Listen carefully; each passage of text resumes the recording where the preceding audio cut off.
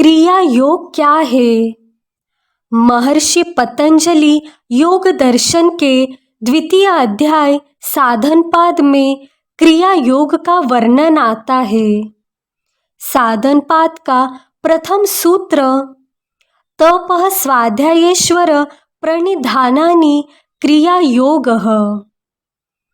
तप, स्वाध्याय और ईश्वर प्रणिधान ही क्रिया योग है। अर्थात योग के ये तीन साधन को ही क्रिया योग कहते हैं। तप क्या है? सुख दुख, शीत उष्णता, भूख प्यास, हानि लाभ, मान अपमान आदि द्वंद्वों को सहन करते हुए अपने लक्ष्य की ओर बढ़ते ही रहना तप है। कठिनाइयों के सहने से सहन शक्ति बढ़ती है और उनका सहना सरल हो जाता है। उदाहरण, जिस व्यक्ति का प्रातः 6 बजे उठने का अभ्यास है, यदि उसको योगाभ्यास अथवा किसी कार्य करने के लिए 4 बजे उठना पड़े तो शुरुआत में उसे कठिनाई का अनुभव होता है, परंतु अभ्यास करते करते उसी व्यक्ति के लिए 4 बजे जागना सरल हो जाता है। इसी प्रकार से सभी उत्तम कार्यों को करने में समझना चाहिए। तप के 3 प्रकार है: शारीरिक तप, वाचनिक तप और मानसिक तप। शारीरिक तप शरीर से शीत उष्णता आदि को सहते हुए चोरी आदि अशुभ कर्मों को छोड़कर सदा शुभ कर्मों को करना शारीरिक तप है। परंतु तप उतनी ही मात्रा में करना चाहिए कि जिससे शरीर रुग्ण न हो और मानसिक शांति बनी रहे। तप के नाम से कुछ लोग भूखे रहते हैं, कुछ लोग शरीर को अग्नि से तपाते हैं, कुछ लोग एक पैर से खड़े रहते हैं। यह तप बिल्कुल नहीं है। इससे शरीर अस्वस्थ हो जाता है और मानसिक अशांति उत्पन्न होती है। इस अवस्था में व्यक्ति ईश्वर की उपासना नहीं कर सकता। यहाँ पर यह बात भी ध्यान देने के योग्य है कि विद्या का पढ़ना, पढ़ाना, सुनना, सुनाना, मन और इंद्रियों को वश में रखना, निष्काम कर्म करना, योगाभ्यास के लिए दीर्घ काल पर्यंत आसन पर बैठकर वृत्तियों को रोकना और ईश्वर की स्तुति, प्रार्थना, उपासना करना तप है। यही शारीरिक तप है। वाचनिक तप वाणी से सत्य, मधुर, हितकारी बोलना वाचनिक तप है। मानसिक तप मन से राग, द्वेष, लोभ, क्रोध, मोह, काम आदि को पूरी तरह से नष्ट करना और सबके प्रति प्रीति रखना मानसिक तप है। ये शारीरिक, वाचनिक, मानसिक 3 प्रकार के सात्विक तप है। सात्विक तप करने से हमारे अंतःकरण में जो जन्म जन्मांतर की अशुभ वासनाएं हैं वो पूरी तरह से नष्ट होती है और शुभ संस्कारों का निर्माण होता है।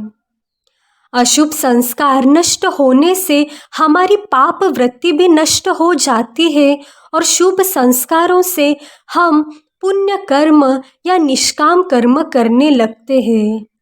क्रिया योग का दूसरा भाग स्वाध्याय है।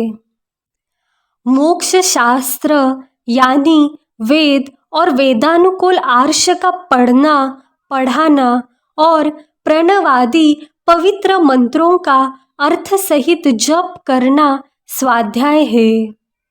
जो ग्रंथ ईश्वर, जीव, प्रकृति के यथार्थ स्वरूप का परिज्ञान करवाते हैं, मोक्ष के स्वरूप को, उसके साधनों को, बाधकों को और उसके फल को ठीक प्रकार से बतलाते हैं, वे मोक्ष शास्त्र है।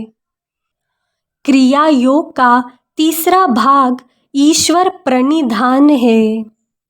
ईश्वर की अनन्य भक्ति करना। मन, वाणी और शरीर से की जाने वाली समस्त क्रियाओं को उसके समर्पित कर देना और उनका कोई भी लौकिक फल न चाहना ईश्वर प्रणिधान है। शरीर, इंद्रिया, मन, धन संपत्ति आदि समस्त पदार्थों को उसका मानकर उसको समर्पण कर देना, उसी की आज्ञानुसार उन सभी पदार्थों का प्रयोग करना, उसको समस्त पदार्थों से प्रिय समझना, अपना माता पिता आचार्य उपास्य राजा ईश्वर को ही समझना ईश्वर प्रणिधान है। शब्द प्रमाण से उसके स्वरूप को अच्छे प्रकार से जानकर उसके मुख्य नाम ओम का अर्थ सहित जप करना ईश्वर प्रणिधान है।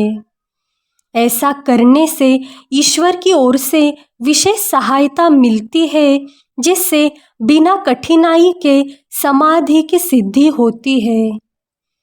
ईश्वर प्रणिधान से ईश्वर का ध्यान करने से हमारा अशुद्ध मन शुद्ध हो जाता है, क्योंकि हमने अपने मन से उस परम शुद्ध ईश्वर का ध्यान किया।